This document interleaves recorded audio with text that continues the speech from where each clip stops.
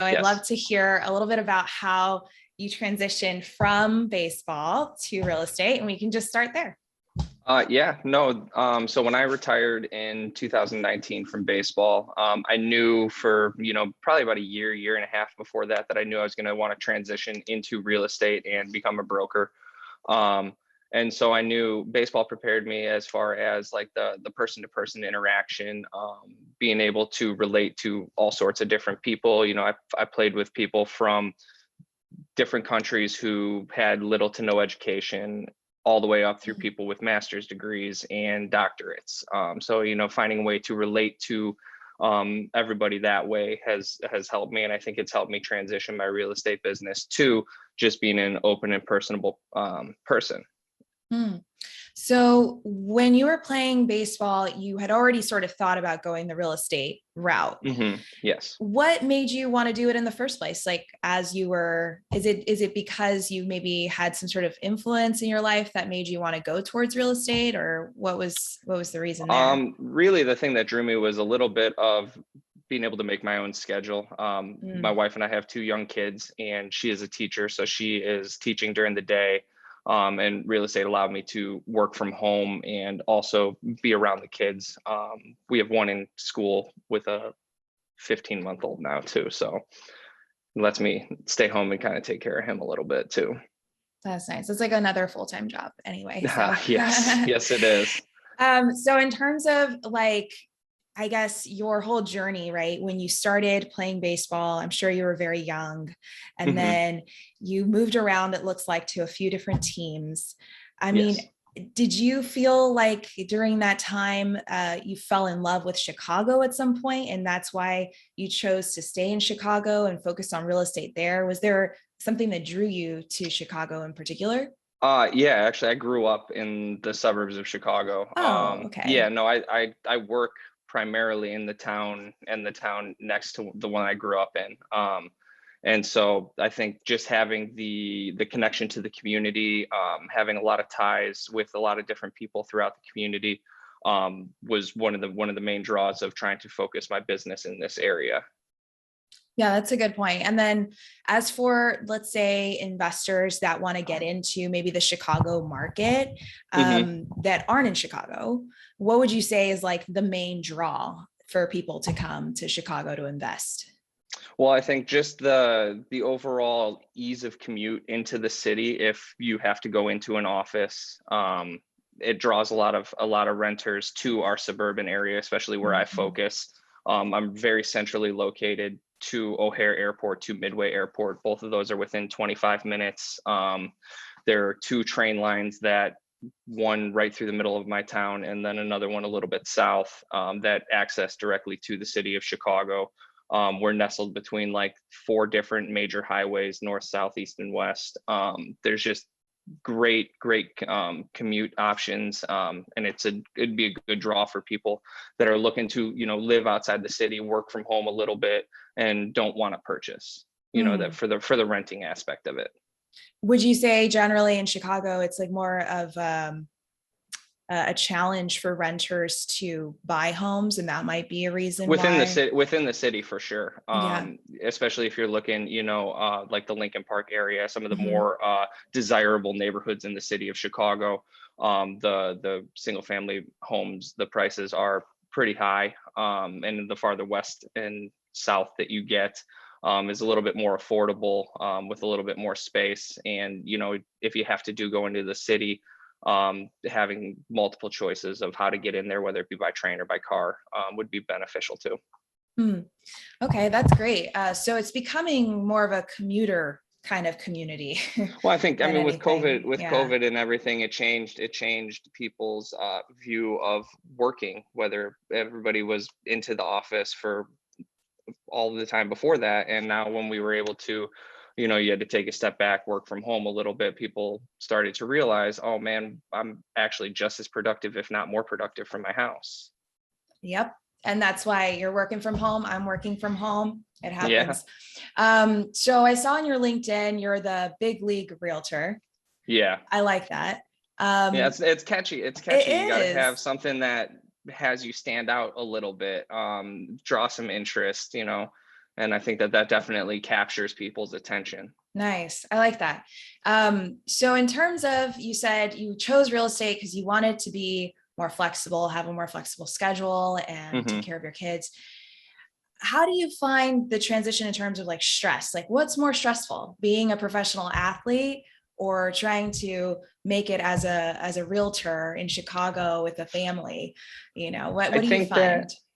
that they're equally stressful. You Mm, know, with the physical performance, as far as for the baseball aspect, and then sometimes you could do really really well and still get sent down to the minor leagues.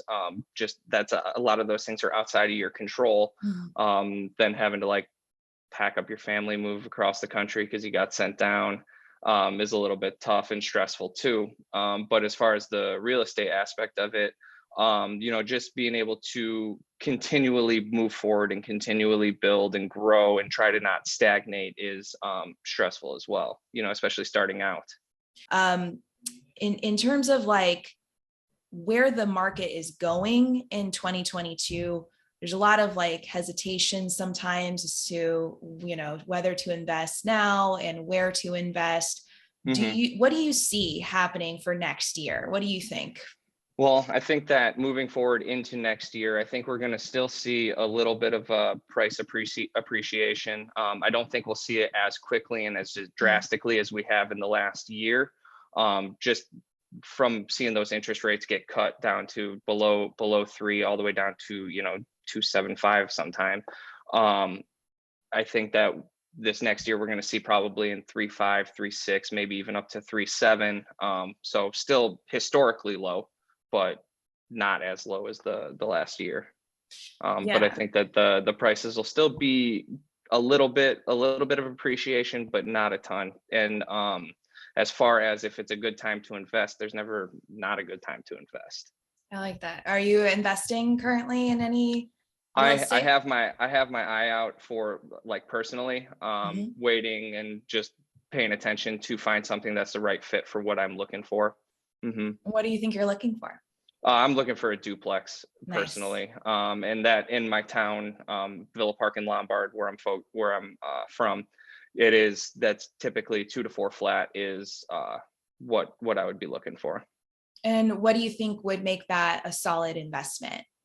Well, the price point for a Mhm. 2 to 4 flat, you'd be looking, you know, in the mid 300s for a duplex. If you get a 3 flat, you're looking at a little bit higher than that, maybe in the 390s. And then if you get into the 4 flats, you'd be anywhere from, you know, 400 to 450. And then all of those will rent for 1400, 1500, 1600, 1700 in that range each side. So it makes a good return on investment, but it would also depend on, you know, what the person's goals are, as far as how we would evaluate what they would be looking for. Could you elaborate more on that? What the Yeah, person's so goals are? first, the way that I look at it is, looking at the properties individually. I'll look at their cap rate, Mm, just to kind of, because you got to compare apples to apples, right. that way, without, you know, without thinking more about like what the down payment is, what type of financing they'd be doing. You just kind of got to look at that, and then look at, where is the rent of the units right now? Is it lower than it should be? Is it astronomically high? Because then that would affect, the cap rate too. And then we would look at, you know, their return on investment. And then we would focus, with what their down payment would be, what type of financing they would doing, and then run the numbers a little bit and see, you know, where they would, if that would be a good, investment for them. That makes sense because I think a lot of people get emotional about real Hmm. estate and they miss out on that. It's not always as nice as it looks. You have to Yeah. do the math, run the numbers, make sure it makes Hmm. sense. So And then that's you got to look probably, yeah. historically too. You know, I would look at within the last 2 years when I would pull numbers for people, as Mm, far as like within the investment properties, just because then you can have a pretty good, database to pull from, as far as, how many there have been different. And then see like different types of rents that have been available, and then see like, is one a little bit less quality, is one a little bit more quality as far as the unit itself.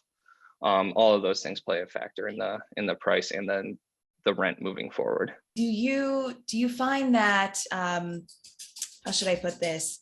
That finding a realtor is really the best way to go for an investor rather than them doing all the work and looking it out Yeah, for especially because themselves. it's so location based.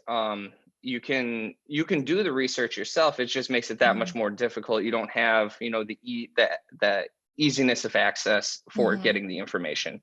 The most people don't have access to an MLS. They can't pull the data and see, the different types of rents over the last 2 years. It'd take a lot of Google searching to get that done without having access to the MLS. Yeah, and I feel like too, just the familiarity. I mean, you literally grew Hmm. up there, that's Yeah. not going to compete with anybody else who's out of state. They're not going to know Hmm. it the same way you do. Especially I Yeah. think No, because you've seen the exactly. history, you've seen how it's developed over the And then years. see where the area is moving to, like especially in our area, we're about to they're working to approve and build a new higher end apartment complex in what would be considered our downtown area. And that's going to be a little bit more high end, and we have really, really nice duplexes and four flats that run parallel to the train tracks on the north side of our town, would be awesome investment moving forward. In our area, single family rentals, though, those are definitely a good choice. No, definitely. A typical single family home in our area, you'd be looking probably 2,500, 2,800.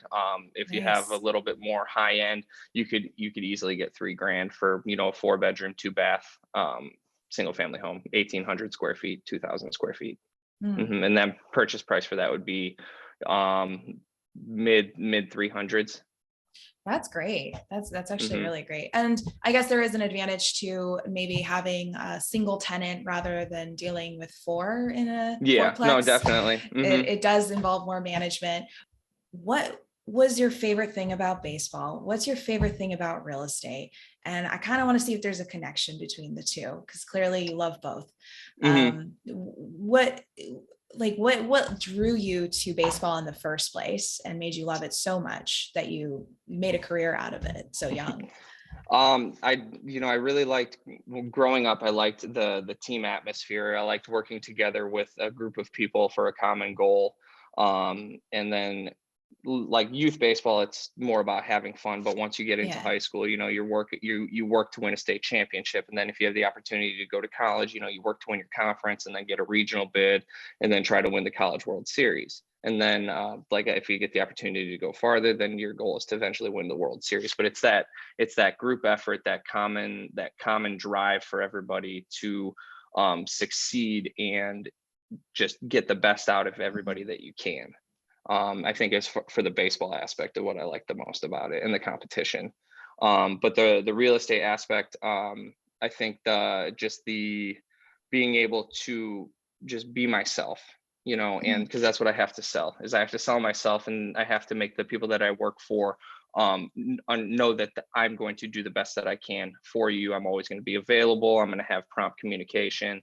I'm never going to leave you hanging. Any questions that you have, I'm going to find out the answers for you. If I don't know it, I will find somebody else that knows it and then get back to you with it. I think that just providing, a high level of service to people is something that is very important to me within the real estate aspect.